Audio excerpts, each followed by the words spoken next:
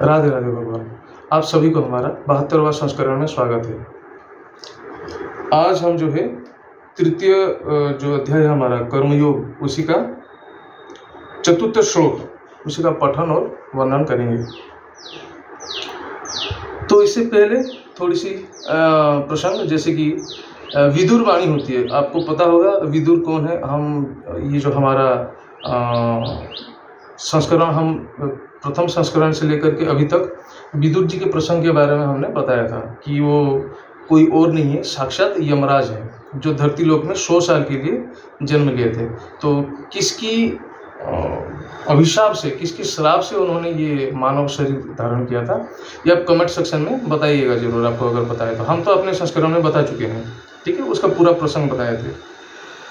तो चलिए, विदुर वाणी में एक है कि सौभाग्यशाली मनुष्य किसको माना जाएगा।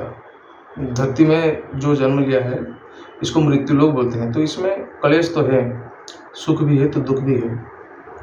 तो फिर भी इसमें सौभाग्यशाली 6 इंसान होते हैं। ऐसे नहीं कि हम दूर से देख रहे हैं कि भाई कोई काफ़ी बड़ा धनवान है, बड़े सारे नौकर चाकर हैं, बढ़िया बंगला है, सुंदर स्त्री है, तो हम सोचते हैं कि काफ़ी सौभाग्यशाली इंसान है। वैसा नहीं है। जो विदुर जी हैं उनके मुताबिक 6 सौभाग्यशाली मनुष्य होते हैं। पहला वो जो मिष्टभाषी है, या पुरुष हो या स्त्री हो, जिसकी बोली, जिसकी वचन काफ़ी मधुर है, उसको बोलते हैं मिष्टभाषी। कुछ भी बोल दे, कान को बड़ी आनंद सुनाई देता है, ठीक है। वो मिष्टभाषी स्त्री या मिष्टभाषी पुरुष जो होते हैं, काफ़ी सौभाग्यशाली होते हैं। द्वितीय होता है आज्ञाकारी संतान। अब ऐसे हमारे पिता माता का हमने वचन नहीं मानते थे, कुछ भी आज्ञा किए तो बोल चाल कुछ कर लिए, बाकी जो प्रसंग के बारे में जो उपदेश किया करते थे वो अपने टाइम पे, वो हम इतना मानते नहीं थे आमतौर पे। आप अगर मानते थे तो बड़ी कृपा है। तो हमारी इच्छा ये होती है कि हमारे बच्चे जो है वो आज्ञाकारी हो। तो अगर ऐसा कोई आज्ञाकारी संतान किसी का है तो बड़ा सौभाग्यशाली मनुष्य है, ठीक है। फिर वो क्या बोलते हैं कि निरोगी शरीर, अगर आपके शरीर में कोई रोग का वास नहीं है, ठीक है, तो फिर आप सौभाग्यशाली इंसान हैं। और ज्ञानी, जो ज्ञानी है वो भी सौभाग्यशाली मनुष्य है। फिर होता है वृत्ति में उत्तमता, यानी कि कोई कर्जा ना हो, आपका जो रुचि है, आपकी जो जिसको बोलते हैं कि जिसमें आप पारंगम हैं, वो वही काम आप करके 2 पैसा कमा रहे हैं, 4 पैसा कमा रहे हैं, तो वो फिर वो काफ़ी खुशनसीबी वाला बात होगी, ठीक है। तो ये भी सौभाग्यशाली मनुष्य का एक लक्षण है। और क्या है, उत्तम स्त्री। हाँ, उत्तम स्त्री का जो डेफिनेशन है, उसका व्याख्या है, वो बहुत लंबा नहीं है, ठीक है, अपने अपने हिसाब से आप समझ सकते हैं। हम काफ़ी उम्र में भी छोटे हैं और ओहदे में भी छोटे हैं, तो अभी पत्नी का व्याख्या करना मेरे मुख से इतना शोभा नहीं देता है। तो उत्तम स्त्री, उत्तम लक्षण वाली जो स्त्री होती है, वो फिर बड़े सौभाग्यशाली मनुष्य को प्राप्त होते हैं, ठीक है। तो विदुर जी के हिसाब से 6 सौभाग्यशाली मनुष्य होते हैं। तो चलिए, आशा करते हैं आप भी सौभाग्यशाली होंगे या फिर बनने की कोशिश करेंगे। तो इसी सोच के साथ और इसी उम्मीद के साथ हम आज का गीतारंभ करते हैं। श्रीमद् भगवद गीता है पाठारंभ। ओम अखंड मंडलाकारं व्याप्तं येन चराचरं तत्पदं दर्शितं येन तस्मै श्री गुरवे नमः। शुक्लं वरदं विष्णुं शशिवर्णं चतुर्भुजं प्रसन्नं वदनं ध्याये सर्वविघ्नोपशान्तये। नारायणं नमस्कृत्यं नरं चैव नरोत्तमं देवीं सरस्वतीं चैव ततो जयमुदीरयेत्। व्यासं वसिष्ठनप्तारं शक्तेः पौत्रं कल्मषं पराशरात्मजं वन्दे सुकृतातं तपोनिधिं।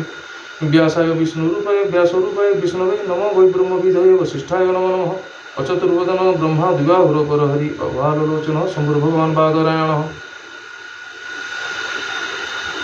तो हम चलते हैं 72वां जो हमारा ये आज का संस्करण है, और तृतीय अध्याय जो कर्मयोग है, उसी का हम चतुर्थ श्लोक आज हम पाठ करने जा रहे हैं। ध्यान दीजिएगा। न कर्मणां मनारंभा नैष्कर्म्यं पुरुषोऽश्नुते न च संन्यासनादेव सिद्धिं समधिगच्छति। श्री कृष्ण जी आगे बोल रहे हैं अर्जुन जी को कि हे अर्जुन, क्योंकि इससे पहले वाला श्लोक में बताया था कि योग 2 प्रकार का होता है, कर्म योग और ज्ञान योग। फिर अभी बोल रहे हैं कि जिसका चित्त निर्मल होता है वो ज्ञान योग करता है। ठीक है, जिसका चित्त मन बुद्धि निर्मल नहीं है और निष्पाप कर्म उसके लिए उचित नहीं है। ठीक है, पहले कर्म अगर ना करते हैं तो निष्कर्मता की जन्म होती है। नहीं, पहले अगर आप ये समझिए, पहले अगर कर्म अगर आप कर ही नहीं रहे हैं, ठीक है, तो निष्कर्म की जन्म होने का कोई सवाल पैदा ही नहीं होता है। ठीक है, जो भी इंसान वस्तु को हाथ में पकड़ते हैं वही त्याग करता है। बात को थोड़ा सा समझिए, जैसे कि आप त्याग कब करेंगे, निष्काम कर्म कैसे करेंगे। आप अगर कुछ कर्म कर ही नहीं रहे हैं तो फिर ये निष्काम और सकाम का मतलब ही कोई नहीं बनता है।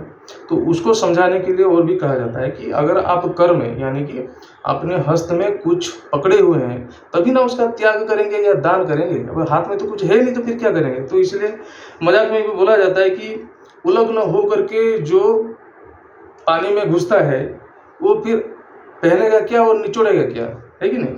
तो इसलिए पहले कर्म करिए, फिर उसके बाद उसको सकाम है या निष्काम है उसके बारे में सोचा जाएगा।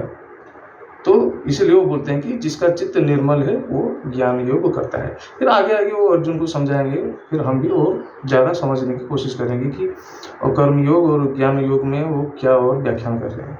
तो चलिए आज हमारा चतुर्थ श्लोक यहीं पे समाप्त होता है। राधे राधे।